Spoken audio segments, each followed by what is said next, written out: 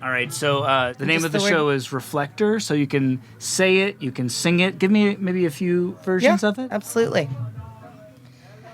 Reflector. That's great. Try a couple more. Reflector. That's awesome. Reflector. I'm Andy Mills. This is Reflector. And today I am joined by my friend Megan Phelps-Roper. Hello there. And together we're going to look at one of the most polarizing culture wars and try and figure out what it says about the state of our public debates. But first, a quick word from our sponsor.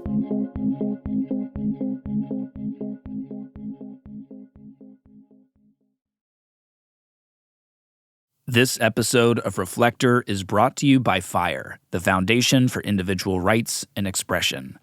FIRE is a nonpartisan advocacy organization and our country's most fervent advocate for civil liberties. We're talking about the freedom of speech, the freedom of assembly, the freedom of religion, of conscience, of due process. These are the rights that Americans most pride ourselves on, and the rights that we most passionately defend. And FIRE is dedicated to protecting and promoting those rights for individuals across the spectrum of political views and beliefs, for those fighting for social justice and for religious liberty, for the military serviceman and the conscientious objector. To join a movement of others who care about these core values, go to thefire.org/reflector and make a contribution. And if you donate $25 or more, you'll officially become a part of their community. You'll get a subscription to FIRE's quarterly magazine, invitations to exclusive events, and more. And just on a personal note, I've been to some of these events myself, including one where I got to meet the author Salman Rushdie, and it was awesome. Again, visit thefire.org/reflector today and learn more. Now, onto the show. Can you talk to me about some of the threats that you've received over the past few years? There have been a lot. A huge amount, as every woman will know who speaks up on this issue, a huge amount of, I want her to choke on my fat trans dick. You know, like very sexualized abuse. Attempts to degrade, to humiliate. Then I have had direct threats of violence. And I have had people coming to my house where my kids live, and I've had my address posted online. I've had what the police anyway would regard as credible threats, yeah. This is author J.K. Rowling, speaking to Megan Phelps-Roper and I in the fall of 2022. The pushback is often, you are wealthy, you can afford security, you haven't been silenced. All true, right? All of that's true. But I think that misses the point. The attempt to intimidate and silence me is meant to serve as a warning to other women. And I say that because I have seen it used that way. I have seen other women, and other women have told me. I literally had someone say this to me the other day. I was told, look what happened to J.K. Rowling. Watch yourself. A few years back, Rowling stepped directly into one of the most toxic culture wars. I tweeted, dress however you please, call yourself whatever you like, sleep with any consenting adult who'll have you, live your best life in peace and security, but force women out of their jobs for stating that sex is real. #I stand with Maya. She tweeted, and she kept tweeting. And within minutes, her public reputation was forever altered. J.K. Rowling is literally putting trans lives at further risk. She just is. It's disgusting and it's problematic. Some of the very people who had long admired her as a moral hero were now saying that she was dangerous, especially to children. They called for her to be dropped by her publisher and for her books to be banned, and in some cases, even burned.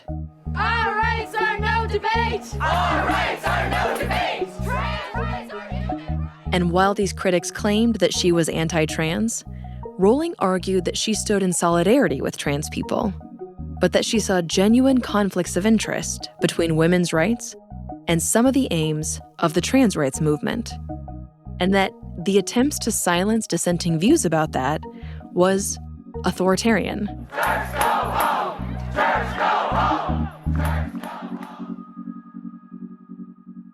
And watching all of this unfold in the summer of 2020, where it seemed that versions of this story were playing out around a number of different hot-button political issues. I remembered that years ago, back in the late 90s, many American Christians had also called Rowling dangerous and attempted to ban, boycott, and in some cases, burn her books. And so I, along with my producing partner Matt Bull, decided to make a podcast with the Free Press called The Witch Trials of J.K. Rowling, where we would look at these two separate controversies, place them in their own context, and see what they might reveal about important changes that are happening in our society right now, and maybe even reveal something timeless about human nature. And because of her background and her personal mission, to host the show, I reached out to my dear friend, Megan. I grew up in the Westboro Baptist Church. The Westboro Baptist Church is known for picketing the funerals of U.S. soldiers and Marines in protest over what the church sees as the ills of American society. God hates fags. Fags doom nations. And while I spent decades as a devoted believer in our aggressive public message, eventually, my life was forever altered by good faith conversation that led me away from that church. Ever since, I've been a passionate advocate for listening in good faith, even to those with whom we strongly disagree. So together, Megan and I went to Scotland. Put on these headphones. Shall we close that door? It might need to be locked, actually. And we spent several days interviewing Rowling about her life and about why she had decided to speak out on this of all issues. I never set out to upset anyone. However, I was not uncomfortable with getting off my pedestal. And what has interested me over the last 10 years, and certainly in the last few years, the last 2-3 years, particularly on social media, you've ruined your legacy. Oh, you could have been beloved forever, but you chose to say this. And I think you could not have misunderstood me more profoundly. I do not walk around my house thinking about my legacy. Whatever, I'll be dead. I care about now. I care about the living. After our trip, we spent months researching, reporting, interviewing experts, doctors, social scientists. We spoke to Christian parents who tried to ban Rowling's books back in the 90s, and we spent a lot of time with trans rights advocates who are opposed to Rowling and feminists like her right now. In the end, our series was an attempt to deeply understand those involved in the debate around sex and gender, and why it had become so difficult, even for those who are usually political allies. And for us, this story and this debate, they became this lens that helped us have a deeper understanding of the current state of public conversations more broadly. Well, it's now been a year since our series came out, and the debate around sex and gender has not slowed down. On the contrary, it has solidified its place as one of the central debates of our era. And so for today, Megan and I dive back in. We examine recent developments inside of this debate, and we ask, are there signs that the toxicity is subsiding? And is that a sign that our society is becoming more open to having difficult debates in public? I'm Andy Mills. I'm Megan Phelps-Troper. You're listening to Reflector. Stay with us.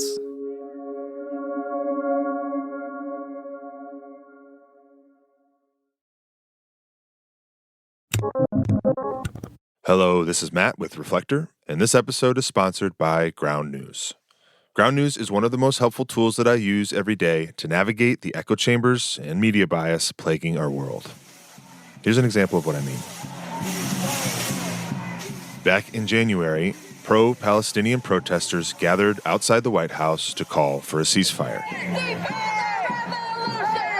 Tense moments at the White House overnight. Pro-Palestinian protesters broke through a temporary gate. The protest eventually became violent, and some White House staff nearby were evacuated. Washington, D.C.'s police chief says things were thrown at cops. Riot police were trying to stop the crowd.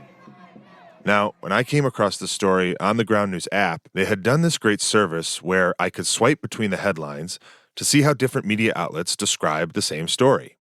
So I would see NPR's headline, "Pro-Palestinian demonstrators in D.C. march to demand ceasefire in Gaza."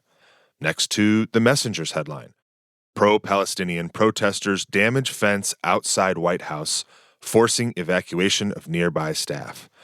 Right next to The Blaze's headline, "Palestinian supporters try to breach White House fencing, rioters attack officers, staffers relocated, no arrests." Ground News helps me not just learn about a single news item, but also see that news in the context of the larger media world. Now, whether you're on the political left or on the political right, or like a lot of people these days, you don't really know where you fit in, we can all agree that it's hard to trust what you see in the news and on your phones and in your social media feeds. Ground News cares about this problem, and they're working to help. On top of showing different headlines, they offer blind spot reports to show you stories outside your bubble. They collect local reporting on the city or the town that you live in, and they rate news stories and outlets on their level of bias. I really think that if you like this podcast, you would like their mission. To go check them out, use the link ground.news/reflector. That's ground.news/reflector, and you'll get 40% off their unlimited access Vantage subscription. We appreciate what they're up to. We appreciate their support of this podcast, so go check them out. And make sure you use our link, ground.news/reflector, so they know that we sent you. All right, now back to the show.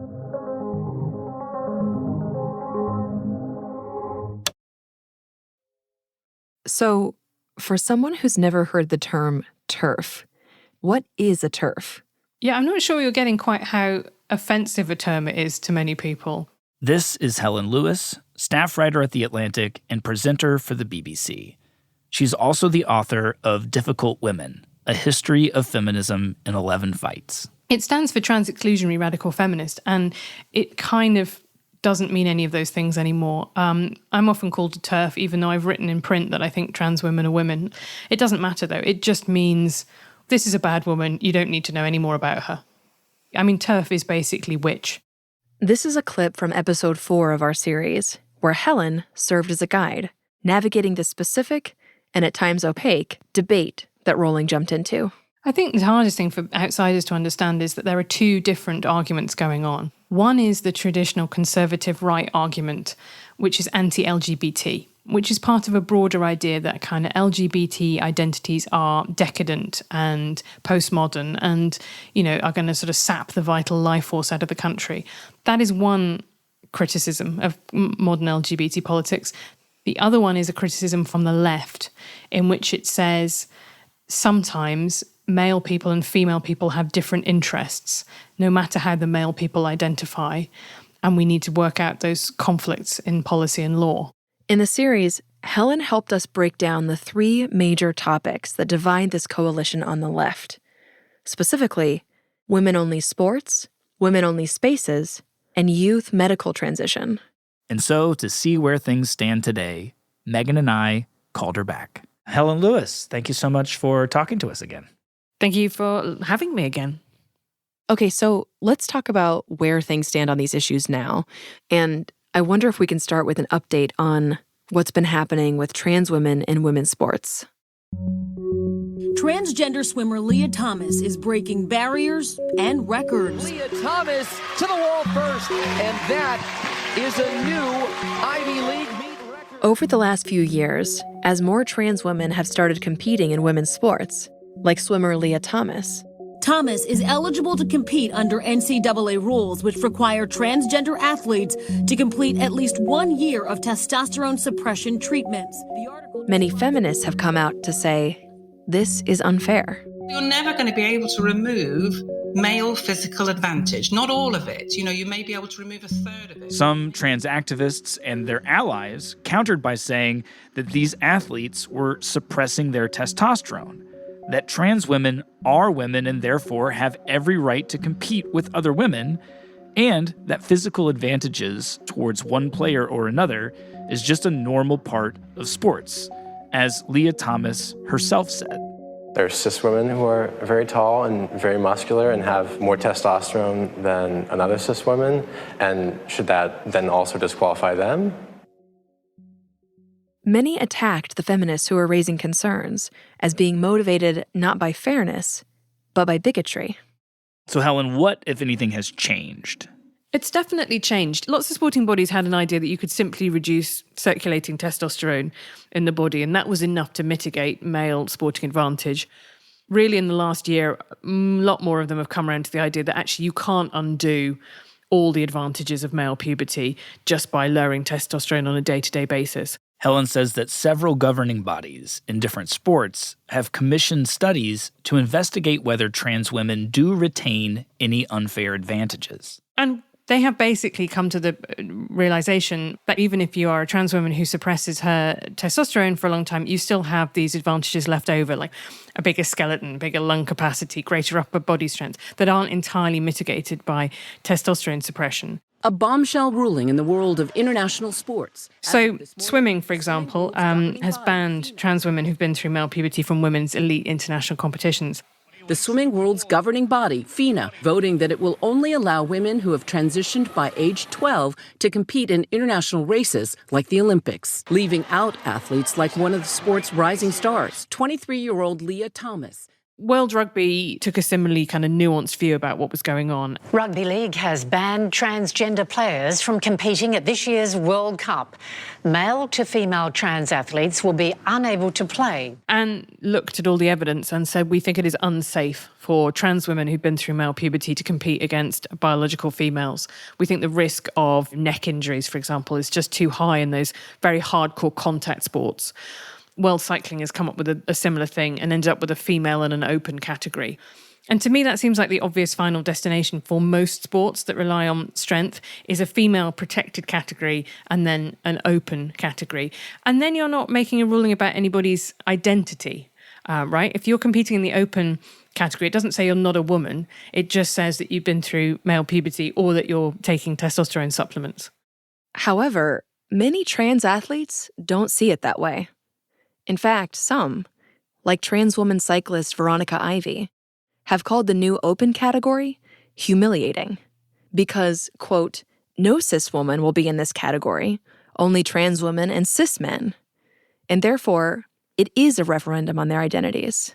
It all boils down to, do you actually think that trans women and intersex women are real women and are really female? Because if you think yes, then we belong competing with other women. Ivy has said that cycling authorities have made it, quote, loud and clear that trans women are not real women and that we must be treated as other, and that cis women must be protected from us innocent trans women. She called it nonsense. But as of now, those views are being considered alongside the arguments from feminists like Rowling, with far more openness to debate, and with ongoing studies to determine the right balance between fairness and inclusion. It is basically becoming an issue in pretty much every sport, even ones that you wouldn't necessarily think of. So there's been a row about this in angling, so, fishing, and snooker. In chess, it is something that every individual sport is having to look at and deal with and try and decide whether or not there are real advantages from male puberty in that particular sport.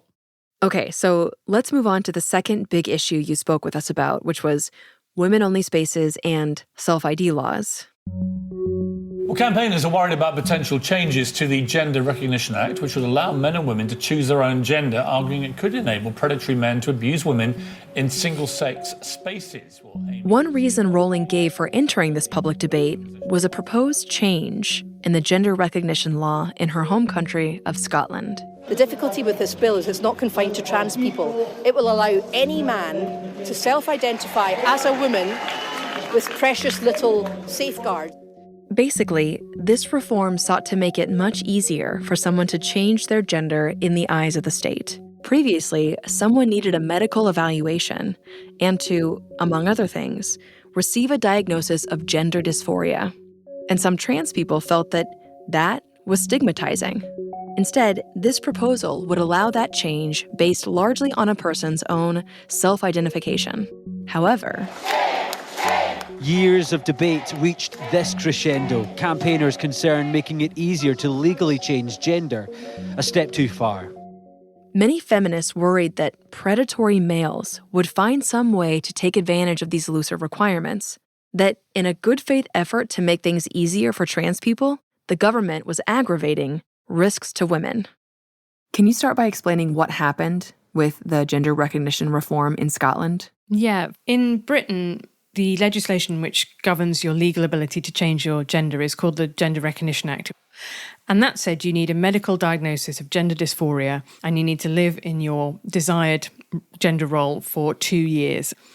The Scottish government said, we think this is bureaucratic and cumbersome. People are who they say they are. And so we're going to update it. You're going to say, I want to change my gender legally. And then 3 months later, it's rubber stamped and it goes through. The problem with what happened was that, as I've seen happen over and over again when issues like this are debated, it became a kind of moral crusade rather than a boring piece of legislation where you weigh checks and balances and competing rights. So it became, in the words of First Minister Nicola Sturgeon, about human rights. There are people who have opposed this bill that cloak themselves in women's rights to make it acceptable, but just as they're transphobic, you will also find that they're deeply misogynist, often homophobic, possibly some of them racist as well. And so very sensible amendments to the law were proposed. For example, the idea that somebody shouldn't be allowed to change their gender in law midway through a trial for sex offences. Or, for example, there was an amendment to say that a convicted sex offender who wanted to change their legal gender would have to notify the local police so that they couldn't slip through the cracks, get a job somewhere else under a different name and not go through the criminal records checks. And those were rejected. They were shot down by the Scottish government, which said, no, we don't need any of this. Did they give any reasoning behind that? They said, and you hear this line a lot, predatory men have never needed to pretend to be anything else in order to commit rapes. Of course, any man who wants to abuse a woman do not need to in some way pretend to be a woman in order to do so. This idea that people are going to pretend that they're a gender that they're not is just farcical. It's not what happened. So what ultimately happened with the gender recognition reform? So the gender recognition reform was rammed through on this very tight timetable. It passed in the end in December 2022.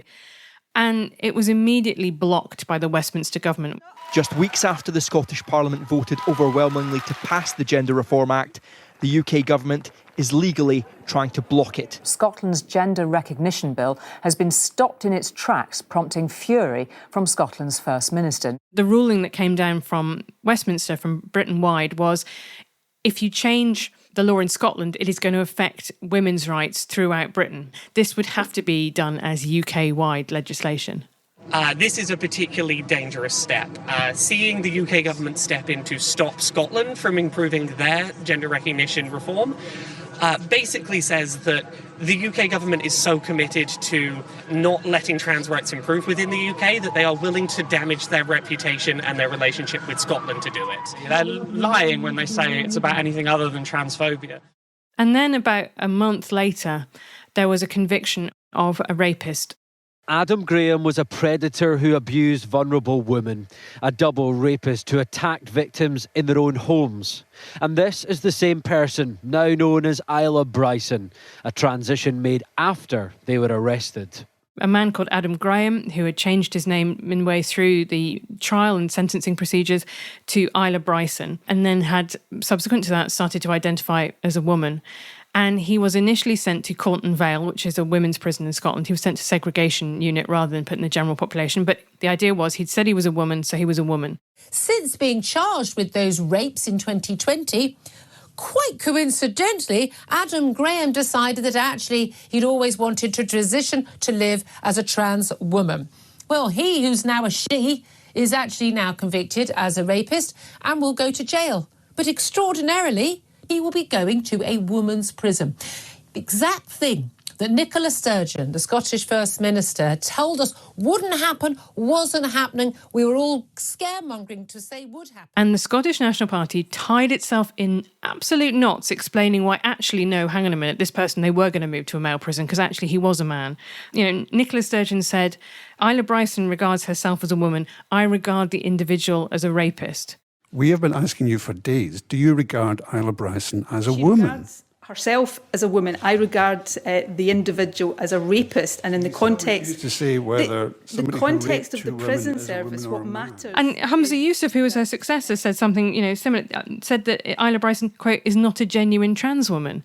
And now this is the same group of politicians that were saying a couple of months before, people are who they say they are, people don't need to disguise themselves as something to commit crimes, had now suddenly discovered that actually this person, they didn't really believe that they were trans after all. And it was just the most stunning about face and complete concession to the feminist position without pausing for breath or conceding that they had been wrong and arrogantly wrong.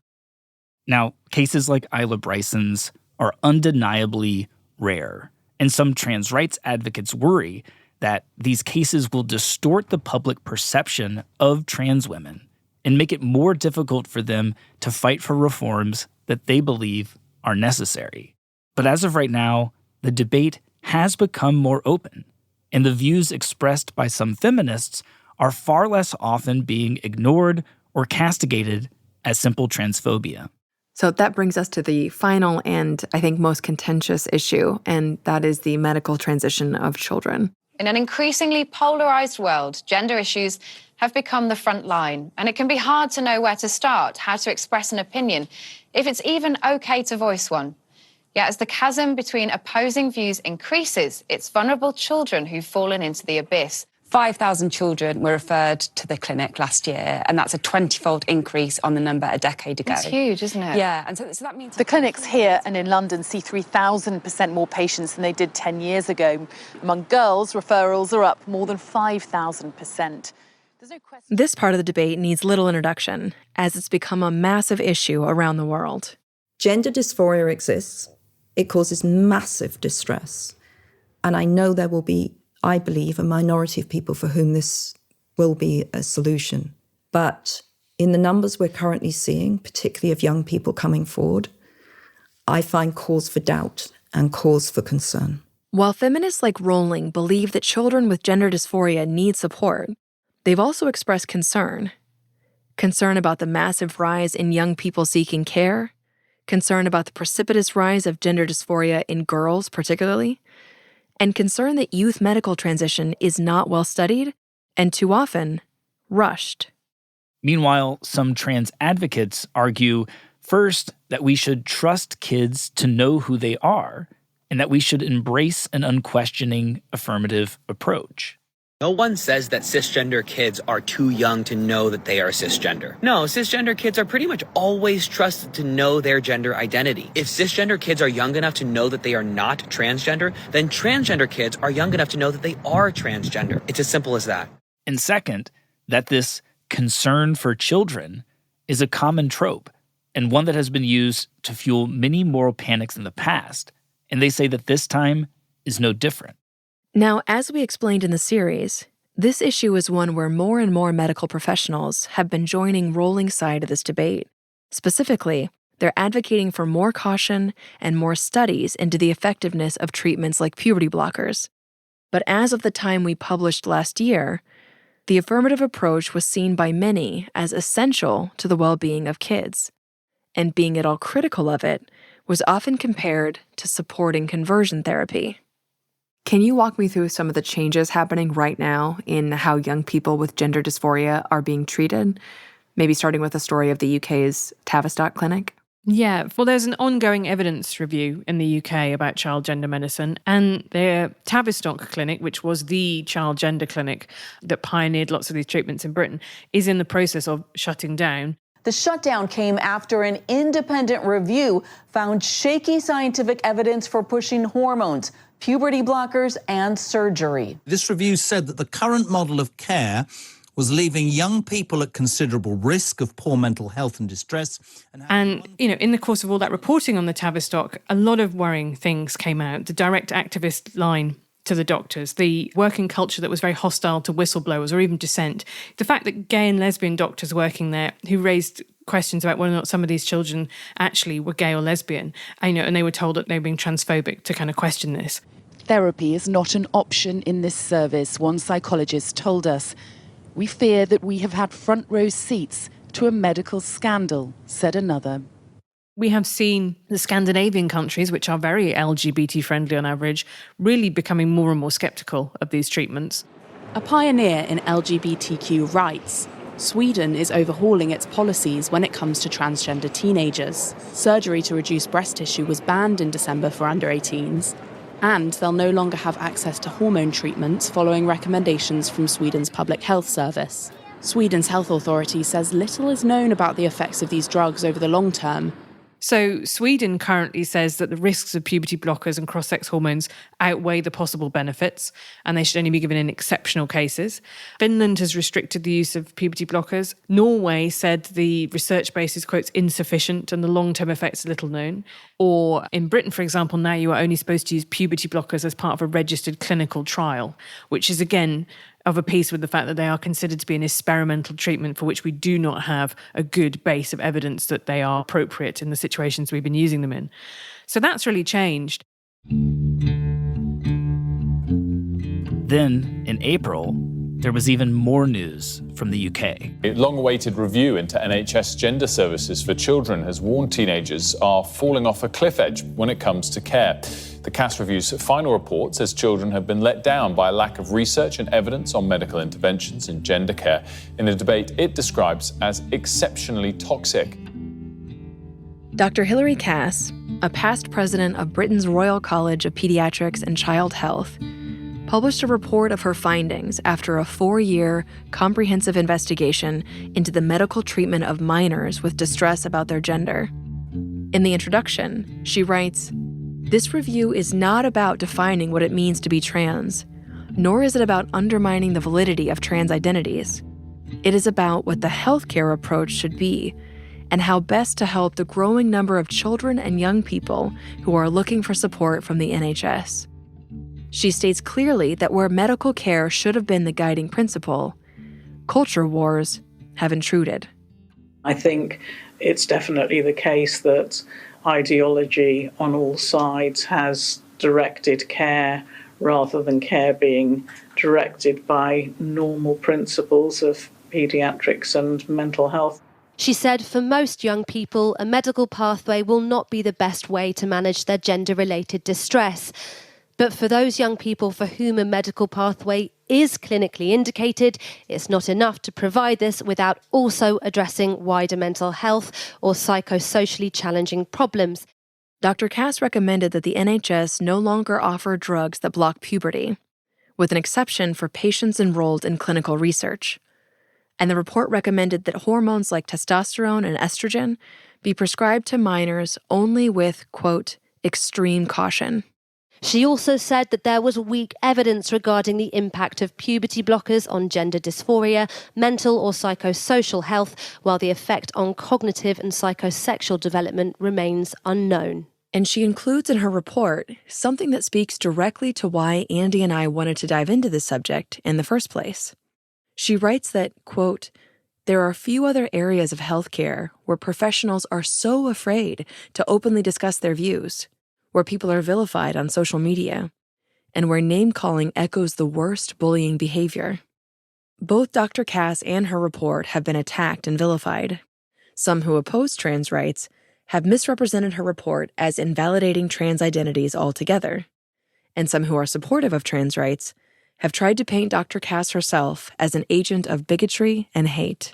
It's frustrating when the debate is so toxic and you feel that there are some really important societal issues that mainly impact adults, and children are caught up in this, and the point scoring that's going on just means that we can't talk openly about what the right thing for them is, and so that's been really, really frustrating.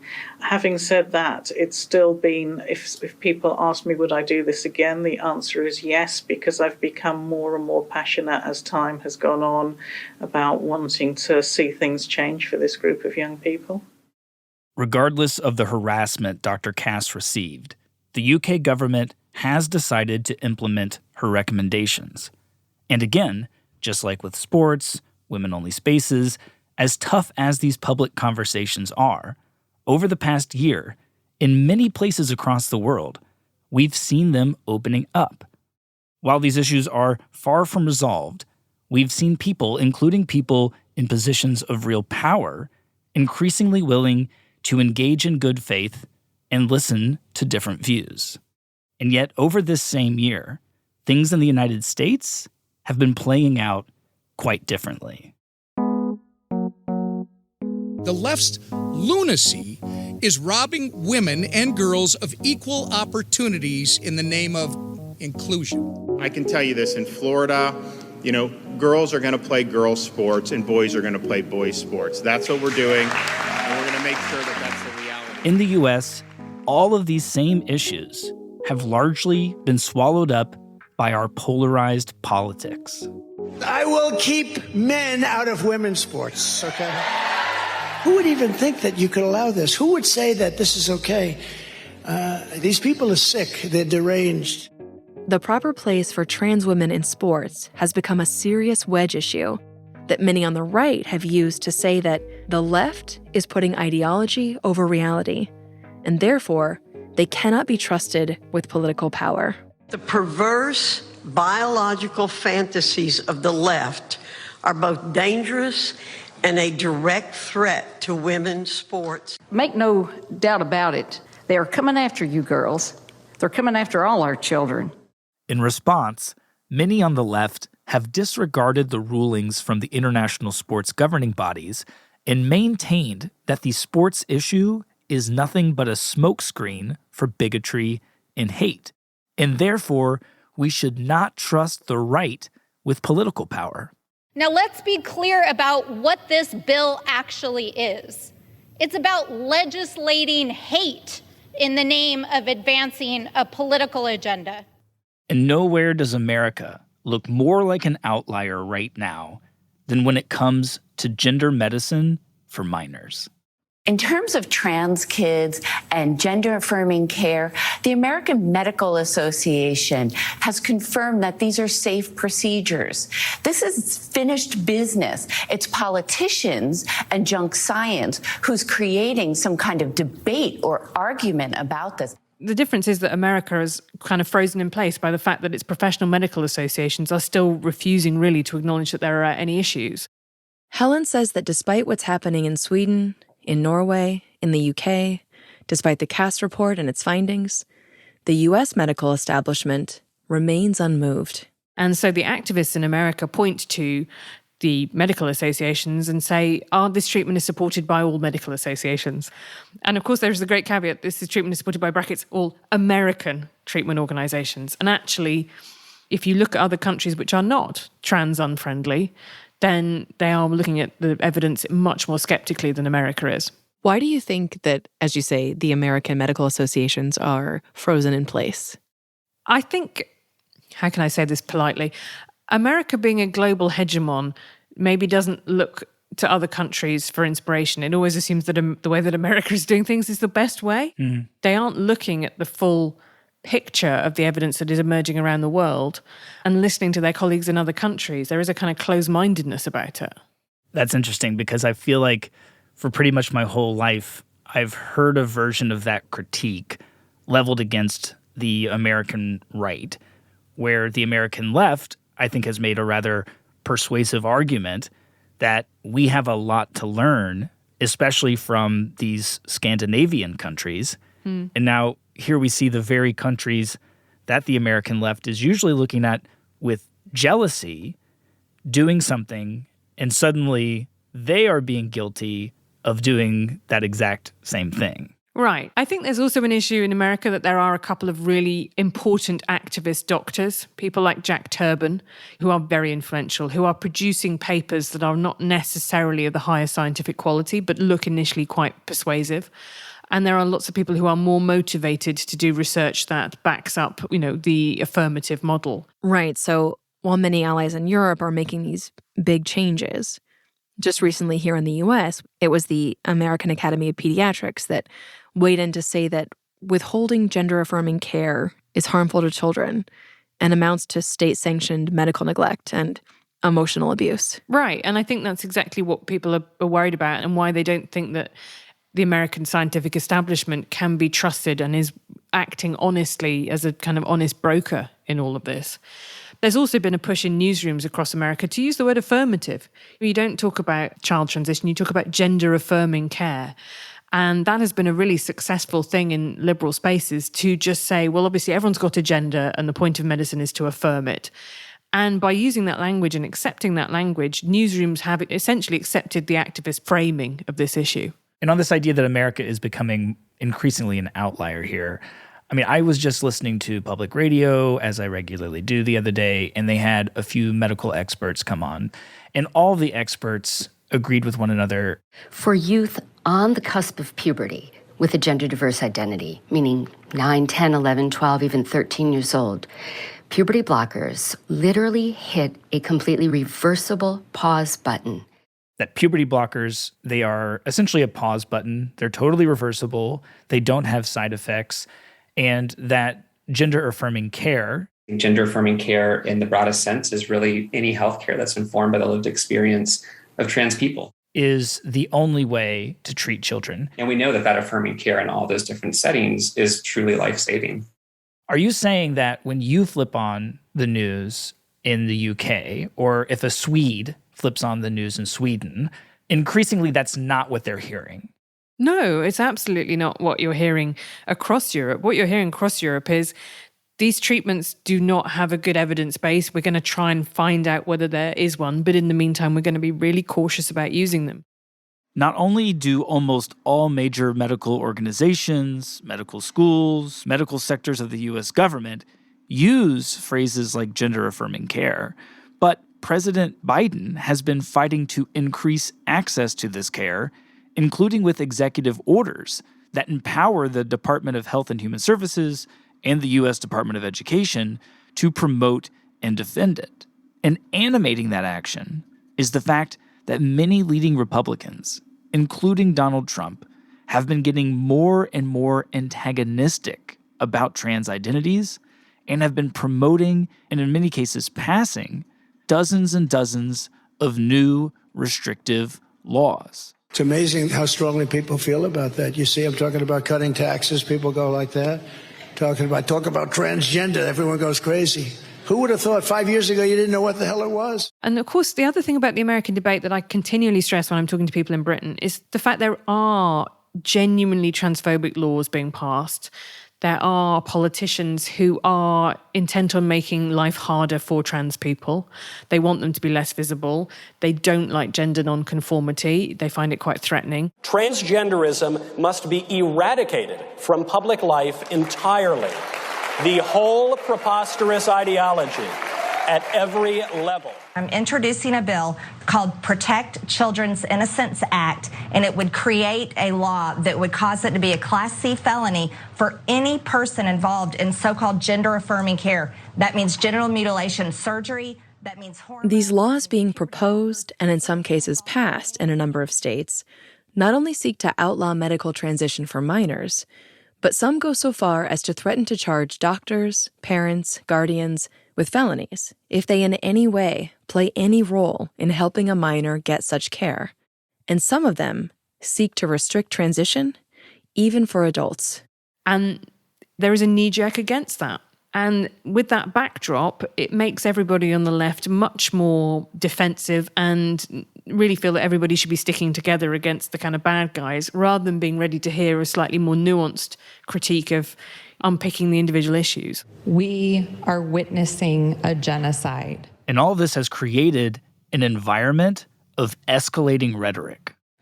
These bills are stepping stones in the eradication of trans Nebraskans. We see institutions across the country performing genital mutilations. That is horrific. I think that's child abuse.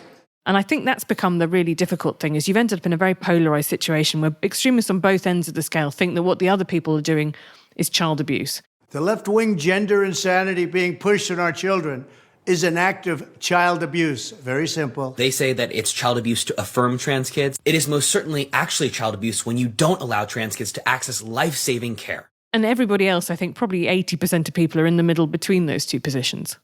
Something that we covered extensively in our series was the idea that when you feel vulnerable and threatened and under attack, it can often lead to a desire to severely police what is acceptable speech and to make attempts to shut down even the most nuanced debates.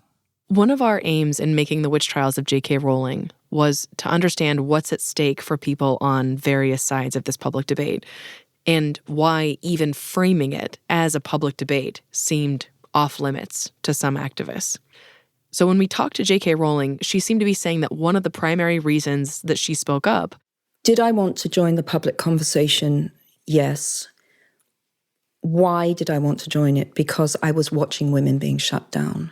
Was that a lot of people, parents, teachers, doctors, writers, anyone who raised concerns around some of these issues were becoming targets for public shaming, were being fired from their jobs, were being physically attacked and pushed out of public life. People are terrified of speaking up. Do you think there have been any changes in the public discourse, in your view, around these issues? I think there have been huge changes in the public discourse about these issues. For example, in 2018, Jesse Singal wrote an Atlantic cover story, when your kid says they're trans.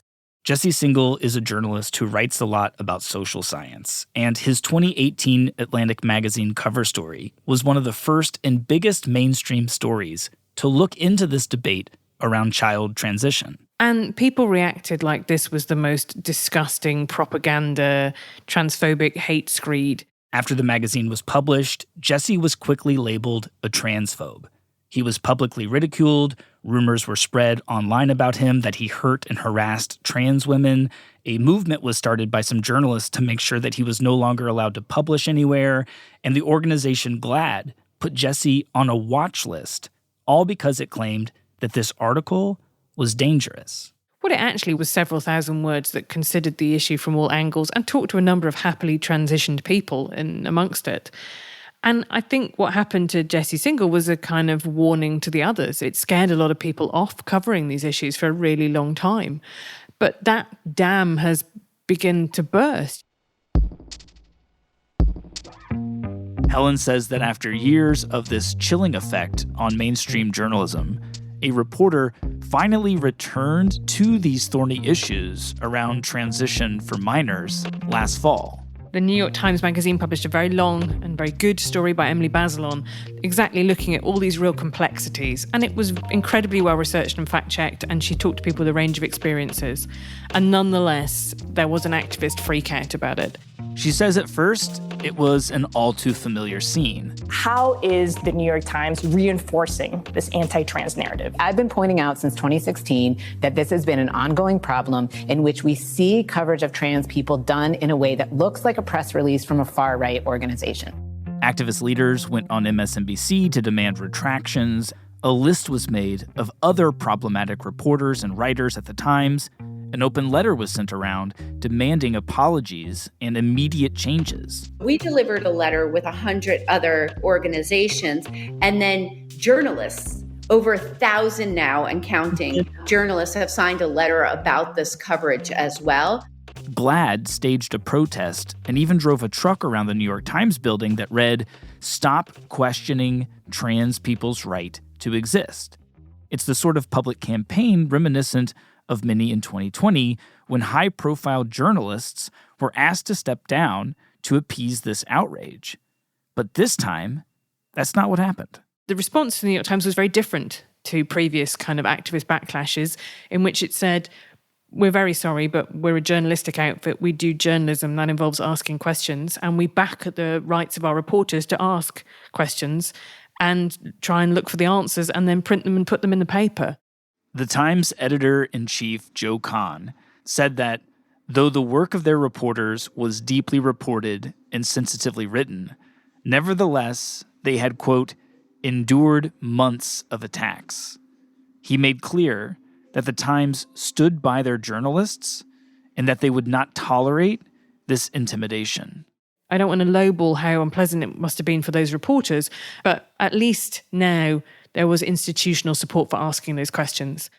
And not only has the Times continued to cover this issue, other publications have followed suit, including to a certain degree NPR, which recently published an interview with Dr. Hilary Cass. So this public debate that has long been such a symbol for how difficult it is to have public conversations right now, it does show signs that it's opening up, even here in the US. people can see that there is a discussion to be had here. Something has really changed. The way that we approach gender dysphoria has changed, and the incidence of gender dysphoria has skyrocketed. And that is the sort of thing that you would want to talk about. Some will always hate me for what I've said. I accept that. I know I won't ever regret having stood up on this issue, ever. You know, that's the price you pay. And I'm not taking a long bet here. I'm not thinking, oh, I think this cultural moment will pass and therefore I will be vindicated. I don't know what the future holds.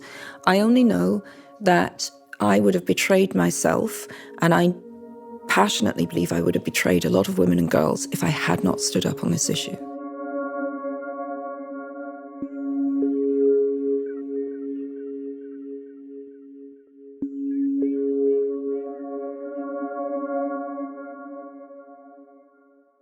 Where would you say that things stand now, specifically for J.K. Rowling? How have things changed or evolved over the last year or so? I think it's become very obvious that the people who think that she should be drummed out of public life are a minority, for all that they are very influential in artistic and cultural circles. Normal people are simply not regarding everything that J.K. Rowling touches as being disgusting and tainted. That's simply not happened. She's now on her 7th Cormoran Strike novel. They are selling incredibly well. They are being adapted for television by the British state broadcaster. The Hogwarts television series is coming, on which she's an executive producer. Helen says that despite a big push to try to boycott the Harry Potter video game, Hogwarts Legacy, it ended up being the best-selling game of 2023, bringing in well over $1 billion. I think that one of the reasons that she got into this debate was out of a sense that she was too big to cancel. And it's turned out that is sort of true. What has changed for J.K. Rowling is that elite opinion has changed. You know, she's probably not going to be feted at the Oscars or asked to give a commencement speech at Harvard. There will be sectors of society that will cling to the idea that she is a bigot and untouchable. The difference is that normie opinion, it turns out, is at minimum okay with her opinions, if not actively supportive of her. She will continue to sell millions of novels. She will continue to sell millions of video games. She will continue to spin off properties from the Harry Potter series that people will be reading to their children, having read them themselves as children. And that kind of should be a lesson for the left, which is you can all agree amongst yourselves that something is true, but that doesn't mean that everyone else will agree with you. And you should be really aware of the opinions that you hold when they're unpopular themselves, when they're minority opinions themselves. Doesn't mean they're illegitimate, but you have to make the case for them. You can't simply assume that they are natural and true and right and everybody should acquiesce to them. After our podcast series with Rowling came out, it was really interesting to see the response to it.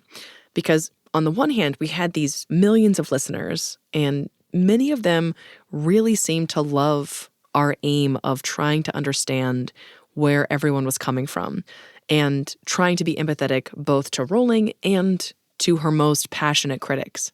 You know, we got a lot of feedback along the lines of, wow, I made it to the end of this podcast, and I actually still don't know what you personally think about these issues. And so that was really encouraging. But then there were other people who said things like, oh, this is just Megan Phelps-Roper just going back to her roots and returning to the same kind of bigotry that she used to peddle as a member of Westboro Baptist Church.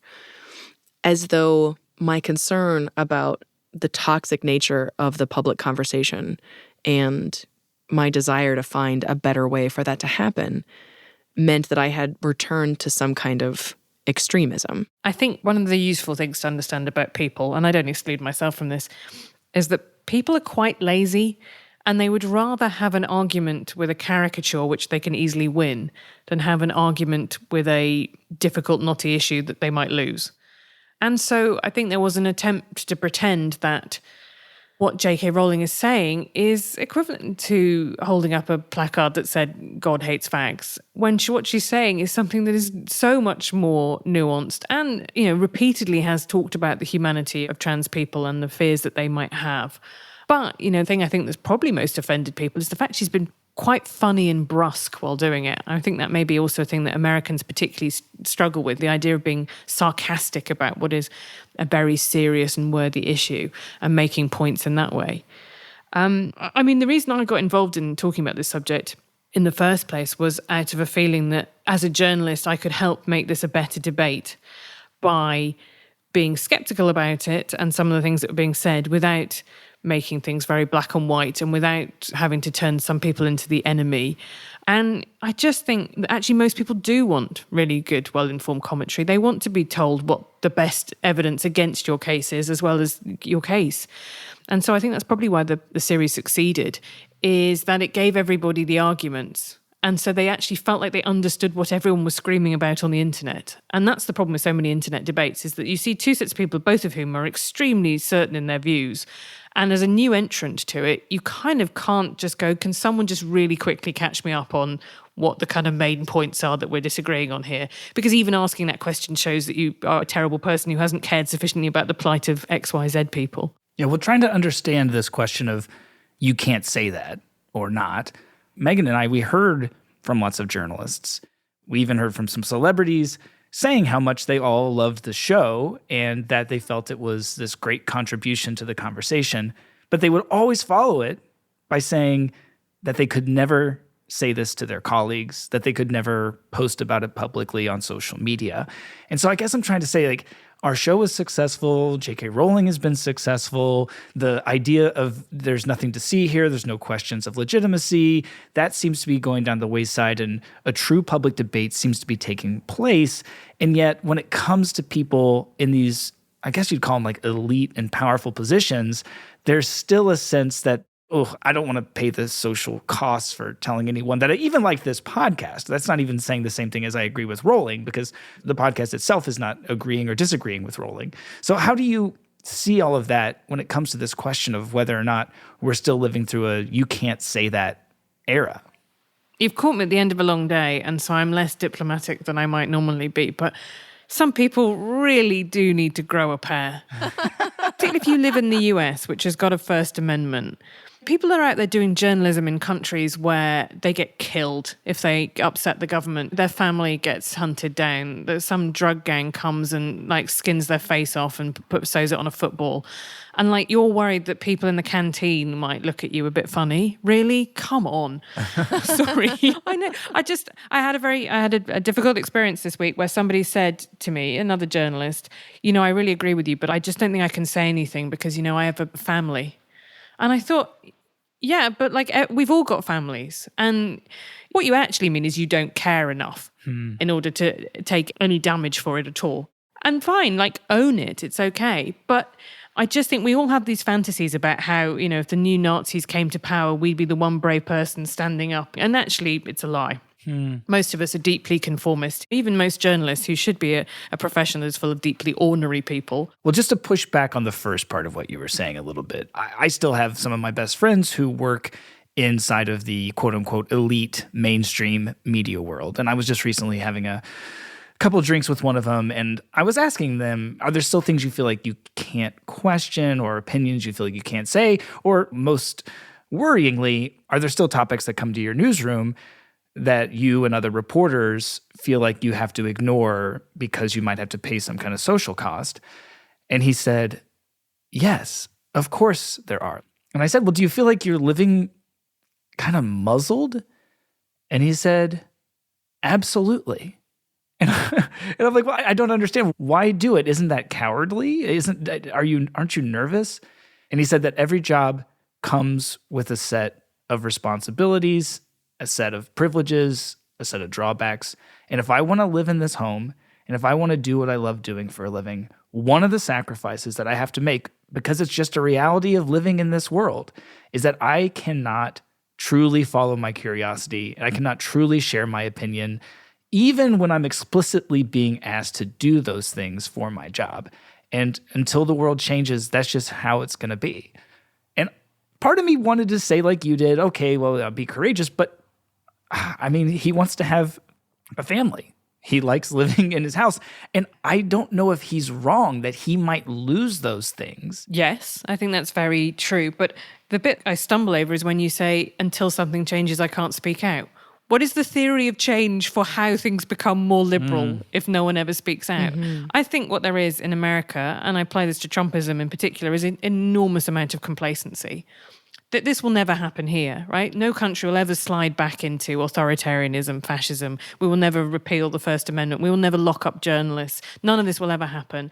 And I'm all right. I've got my big house. I don't want to put that in danger. And you know what? People died to have the First Amendment. People died to have the post-Second World War liberal order, to defeat Nazism, to defeat communism. Like, dissidents put their lives on the line for things that they really cared about. That's how it works. And I understand if people don't care about an issue enough to do that. What I don't understand is claiming to care about an issue and then saying, but I'd rather live in a big house, than say what I think is the truth. Yeah, when I listened to Andy describe the position of his friend, my immediate thought is, it's not that things will change and then I can speak freely. It's that more people need to speak freely, and that will be what creates change. Yeah, I've got several friends who've lost their jobs over this. I've lost work myself. Like, I'm not complaining about it. My life is brilliant. But there are consequences to doing this. But the consequences of not doing this are that you live in a society where terrible things are happening. While you brought yourself up, I mean, have you experienced any change personally in the past year that kind of helps us try and understand how much this is or isn't a taboo subject to discuss? Yeah, I don't think anyone's tried to counsel me for ages. Really? And I say that quite glibly, but... Progress. Yeah, I lived for several years with this feeling that I had a sort of miasma around me, that people thought I was kind of unclean in some way. And when you get turned down for things or whatever it might be, never knowing if that's because people thought you were a hideous bigot, that definitely has a kind of psychological toll. And that cloud has lifted.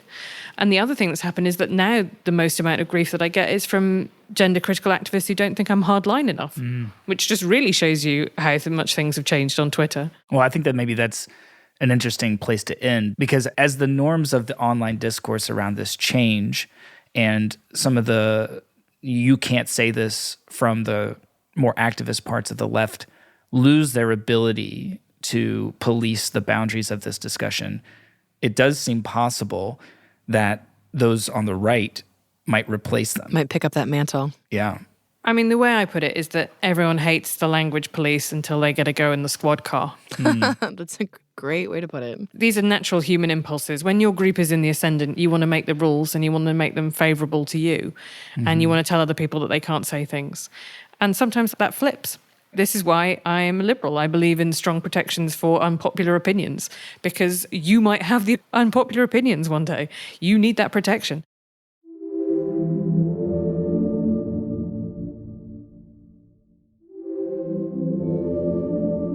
Helen Lewis, thank you so much. Thanks, Helen. Thank you.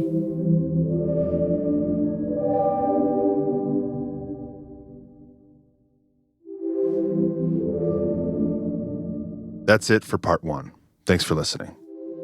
Coming up in part 2, we'll unpack how J.K. Rowling has continued to weigh in on this debate.